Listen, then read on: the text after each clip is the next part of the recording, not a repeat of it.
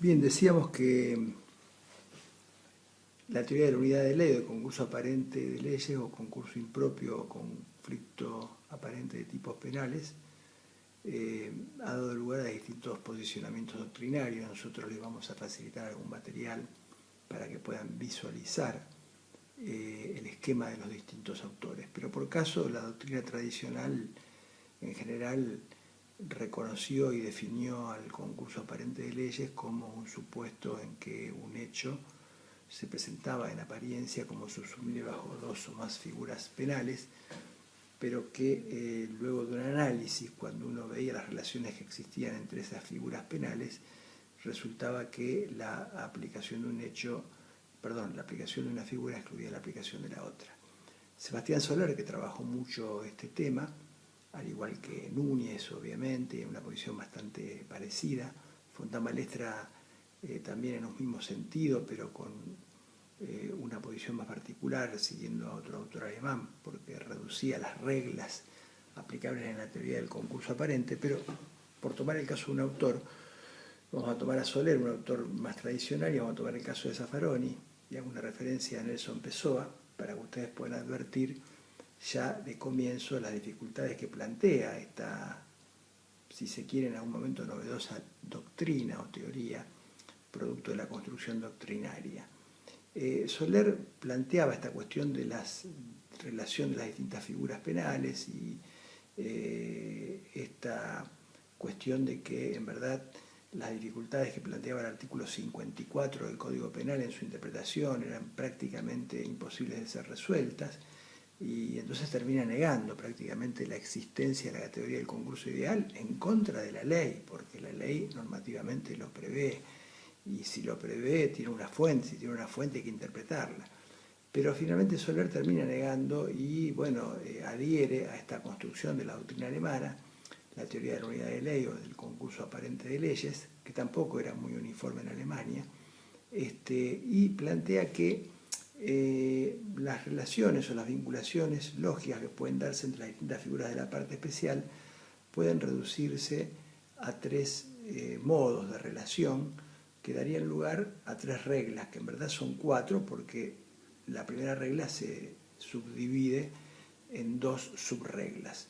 Soler plantea que esta vinculación lógica entre los tipos penales, para tratar de resolver el problema en que en apariencia un hecho se proyecta sobre más de un tipo penal, puede dar lugar a una situación o una relación en la que la afirmación de una de las figuras en juego implica necesariamente la exclusión de la otra.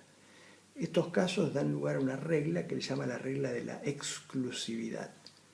La regla de la exclusividad puede darse o bien por alternatividad o bien por consunción, de modo que ya Soler establece prácticamente dentro de la regla de la exclusividad dos variantes, la alternatividad y la consunción. Es decir que tanto en la relación de alternatividad como en la relación de consunción son reglas que nos permiten resolver supuestos en que un hecho en apariencia concurre sobre dos o más figuras penales, pero resulta que por aplicación de la regla de la alternatividad o de la regla de la consunción, uno de los tipos penales aplicable es preferente, es prevalente, y ese tipo penal desplaza al otro tipo penal en juego. Luego, dice Soler, las relaciones entre las figuras, cuando un hecho concurre en la apariencia de una figura, pueden también dar lugar, o esta situación puede dar lugar a una relación en donde la afirmación de una figura, la afirmación de uno de los tipos penales en juego, implica necesariamente la afirmación del otro tipo penal. Esto es lo que da lugar a la regla de la especialidad en su criterio. Según él, la regla de la especialidad supone que la afirmación de una figura ya implica afirmar necesariamente a la otra. La ley especial deroga la ley general. Los elementos de la ley general, del supuesto de hecho previsto en el tipo básico, ya están contenidos en el tipo especial. Nada más que el tipo especial tiene algunas notas complementarias. Y por lo tanto, la afirmación del tipo especial implica afirmar también el tipo básico. Y en tercer lugar, dice, puede haber una relación en donde la afirmación de un tipo penal solo sea posible de manera condicional en relación a otro tipo penal. Y esto es lo que da lugar a la regla de la subsidiariedad. De modo que, según Soler, habría tres grandes criterios que en verdad se convierten en cuatro. ¿Por qué? Porque el primero sería la exclusividad por alternatividad, la exclusividad por consunción, la especialidad y la subsidiariedad. La primera diferencia que vamos a ver y que vamos a marcar como un punto, como una cuestión ya problemática, es que para resolver los problemas de concurso aparente de leyes, Soler Núñez plantean estas reglas, pero la doctrina más moderna, el caso de Zaffaroni, ya reduce las reglas del concurso aparente. En primer lugar, da una definición distinta y creo que objetable. Y en segundo lugar, reduce las reglas para resolver la relación o la concurrencia de las figuras en apariencia de 4 a 3. Porque, dice Zaffaroni, la regla de la exclusividad por alternatividad no existe. Y por lo tanto reduce esas reglas a la regla de la especialidad, la consunción y la subsidiariedad. Pero le asigna a estas reglas un contenido distinto al que le asigna Soler. Por su parte, Nelson Pessoa, que trabajó bastante el tema, parte también de una conceptualización diferente, creo que también objetable, como vamos a ver, y también reduce las reglas del concurso aparente de leyes a 3, pero les cambia el nombre. Él habla de la regla de la especialidad, de la regla de la implicación, tipo implicante desplaza tipo implicado, y de la regla de la absorción. Y le atribuye a estas reglas, a estos modos de relación, un contenido diferente que le atribuyen los autores anteriores. Finalmente, podría decirle que hay autores como Klug, K-L-U-G, que sostienen que en el estudio de la relación de las figuras penales entre sí existen solo dos modos de relación lógica que dan lugar solamente a dos reglas para resolver los problemas del concurso aparente de leyes. Él dice que los modos de vinculación entre las figuras penales pueden ser a través de la subordinación de una figura a otra o a través de la interferencia de una figura que interfiere en la operatividad de la otra. La relación de subordinación da lugar a la regla de la especialidad y la relación de interferencia da lugar a la regla de la subsidiariedad, de modo que reduce las reglas para resolver los concursos o los problemas de concurso aparente de leyes a solo dos: especialidad y subsidiariedad. Y finalmente Jacobs reduce aún más el campo de posibilidades y dice que solo resulta aplicable dentro del campo de la teoría del concurso aparente de leyes la regla de la especialidad, pero no entendida como el caso en que solamente una ley especial deroga una ley general, sino entendida en el sentido, la especialidad, de que un tipo penal, el tipo prevalente, el tipo desplazante, contiene una afectación mucho más intensa del bien jurídico que la que abarca el tipo desplazado. Y a esto él le llama regla de la especialidad, y este es el único contenido que le da a la teoría del concurso aparente de leyes. Como vemos, hasta aquí solamente dificultades en esta teoría relativamente nueva, más allá de que tenga unos cuantos años, esta teoría que surgió como para paliar los problemas hermenéuticos del concurso ideal. Ya comenzamos con muchas dificultades frente a esta diversidad y a esta disparidad de criterios, no solo en cuanto a la cantidad de reglas que deben aplicarse en la teoría del concurso aparente, sino en cuanto incluso a la denominación de esas reglas y, peor aún, al contenido. Y para mostrar lo grave de este problema, el contenido distinto que se le asignan a estas reglas, voy a tomar, por cierto, solamente dos referencias, la de Sebastián Soler y la referencia de Raúl Zaffaroni. Soler, que decía que había 4 reglas: exclusividad por alternatividad, exclusividad por consunción, especialidad y subsidiariedad. ¿Qué significan estas reglas? Bueno, estas reglas sirven para resolver los concursos aparentes de leyes, los concursos o los casos en que un hecho en apariencia cae en 2 figuras. La regla de la alternatividad, ¿cómo se explica? Bueno, en la regla de la alternatividad lo que ocurre es que 2 figuras regulan de un modo diferente la misma situación. Y él da el ejemplo del hurto y la apropiación indebida.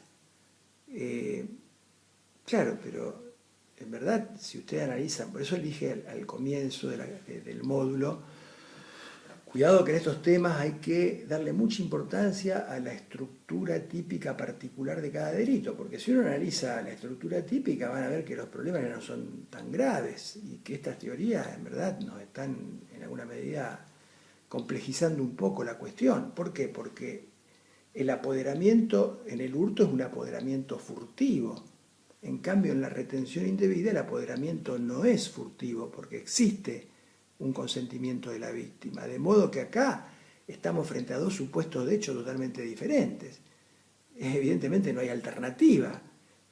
O es blanco o es negro, o es hurto o es apropiación indebida. Por lo tanto, esta regla de exclusividad por alternatividad como regla para resolver un supuesto abuso aparente de ley es falsa. Y la falsedad se comprueba normativamente, cuando uno analiza la estructura típica del hurto y analiza la estructura típica de la retención indebida. No hacía falta esta regla. Sin esta regla, claramente, podrá plantear un mayor nivel de, no digo de complejidad, poder plantear la particularidad de que son figuras que tienen cierta semejanza, pero esto es lo mismo que si uno tiene que subsumir un hecho de violación, no va a pensar en la figura del homicidio. Si yo tengo que subsumir un hecho en donde hay un desapoderamiento, bueno, si es furtivo, me voy a ir para este lado, si no es furtivo, me voy a ir para aquel otro lado. De modo que esta regla de alternatividad no existe, y ya anticipo una crítica, pero así la explica Soler, y esta regla no es sostenida más que por los autores tradicionales. De hecho, ni Pessoa, ni Zaffaroni, ni ningún autor alemán moderno la sostiene. La regla de la exclusividad por consunción, dice Soler, ¿qué significa?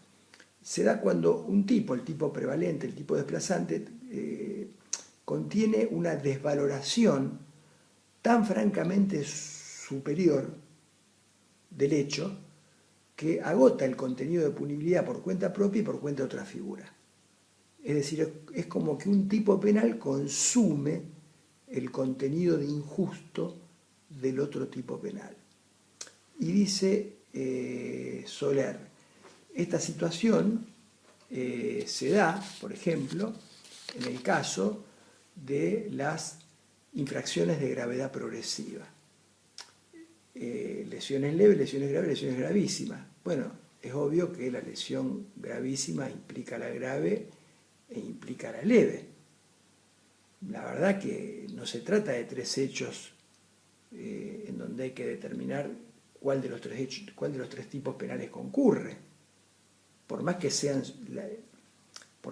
este hecho implique una ejecución sucesiva, si se quiere temporalmente, aunque sea con un escaso margen de tiempo o no, a nadie se le ocurriría plantear que estamos frente a un hecho de lesiones leves, lesiones graves y lesiones gravísimas y que debemos ver cómo resolvemos la concurrencia del único hecho, que son las lesiones gravísimas, en estas 3 figuras.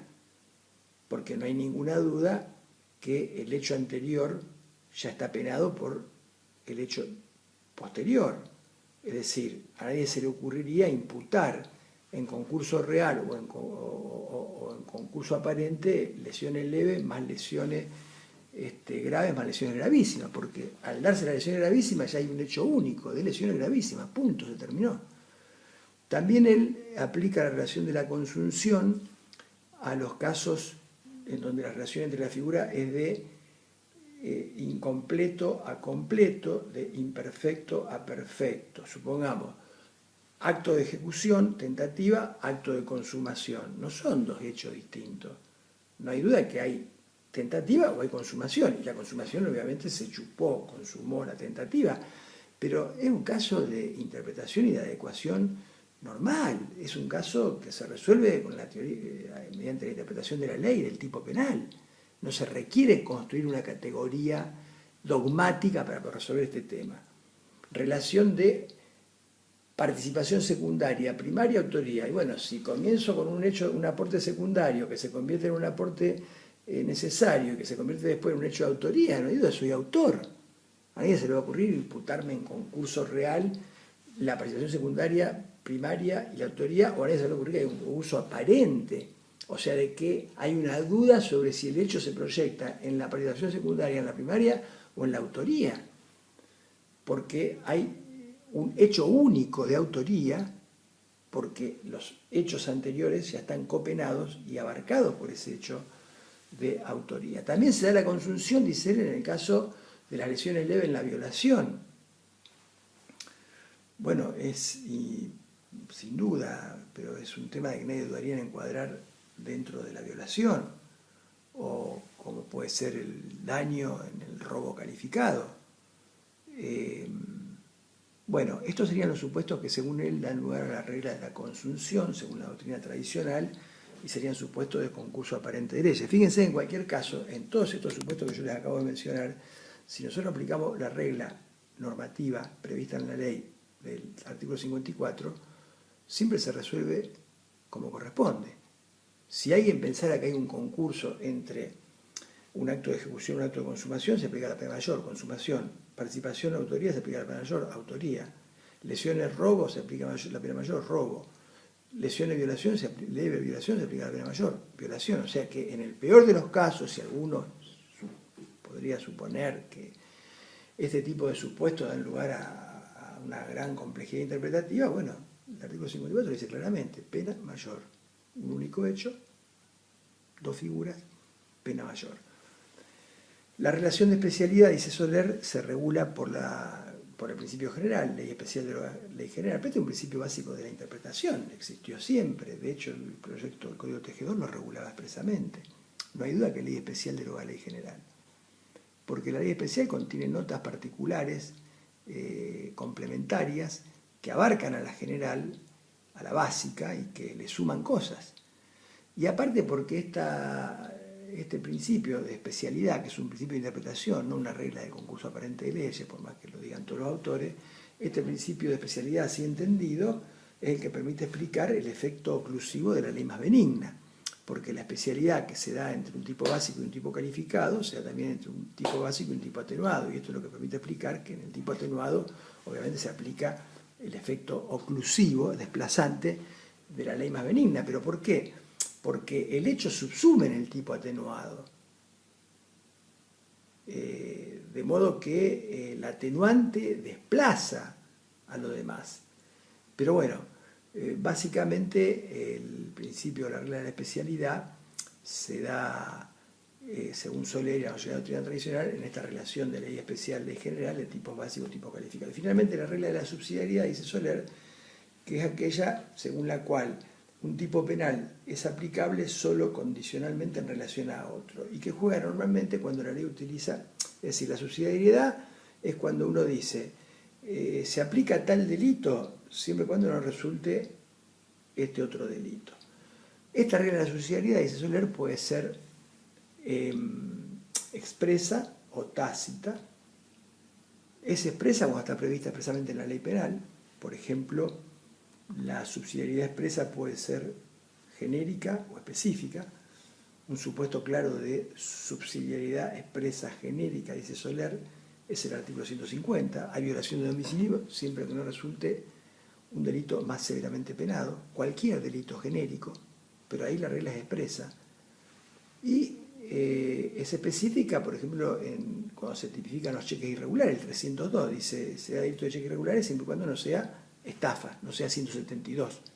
Es decir, una ley, un tipo penal, se aplica condicionalmente en relación a otro. Pero en verdad esta regla de la subsidiariedad cabe decir lo mismo. La unidad, digamos, normativamente la solución ya está prevista. O sea, si yo uso el cheque para desplegar el ardid del engaño, comprar mercadería sabiendo que va a rebotar, bueno, no hay duda que es 172. Si hay estafa, no hay cheque irregular o cheque sin fondo o como fuera de los previstos en el código, porque expresamente lo dice Cuando nosotros hablamos en la primera clase, hay supuestos que están excluidos de las reglas de concurso, porque ya la parte especial normativamente nos da la solución, hay una unidad de factor normativo. Es decir, la ley nos dice que hay 302 Código Penal siempre y cuando no haya 172. Y la subsidiariedad puede ser tácita o implícita cuando no existe de manera expresa, pero surge de una consideración, digamos, implícita, la comparación de las figuras penales, porque hay reglas que son muy generales. Un tipo de peligro es desplazado por un tipo de lesión. Una contravención es desplazada por un delito. Es decir, o hay desorden o hay intimidación pública. No hay duda de que si el desorden como falta o contravención será desorden en la medida en que no constituya un delito tipificado en el Código Penal. Abuso de armas y lesiones graves. Bueno, las lesiones graves desplazan al abuso de armas. El problema que se plantea con esta regla de la subsidiariedad tácita es cuando eventualmente el delito de lesión, producto de la irracionalidad legislativa, y acá vienen las dificultades, ¿no?, de las teorías, termina teniendo una pena sensiblemente menor al delito de peligro. Entonces allí se plantea el problema si pensamos en una regla de subsidiariedad tácita, porque si pensamos que hay un hecho que se proyecta sobre dos figuras, una de peligro, tenencia de arma de guerra, y otra de lesión, incendio, bueno, si aplicamos un concurso ideal, porque consideramos que no es un concurso real, que no son hechos independientes, sino de que forman parte de una unidad delictiva, el artículo 54 nos da la solución, se aplica la pena mayor, que es la de la tenencia de arma de guerra. Un delito de tenencia, de peligro, que tiene una pena mayor que un delito de lesión. De acuerdo a esta regla, se daría la paradoja que se terminaría desplazando el delito más grave, que es el delito de peligro, en este caso, y aplicándose por subsidiariedad tácita el delito de lesión, o la pena del delito de lesión. En el próximo video continuamos.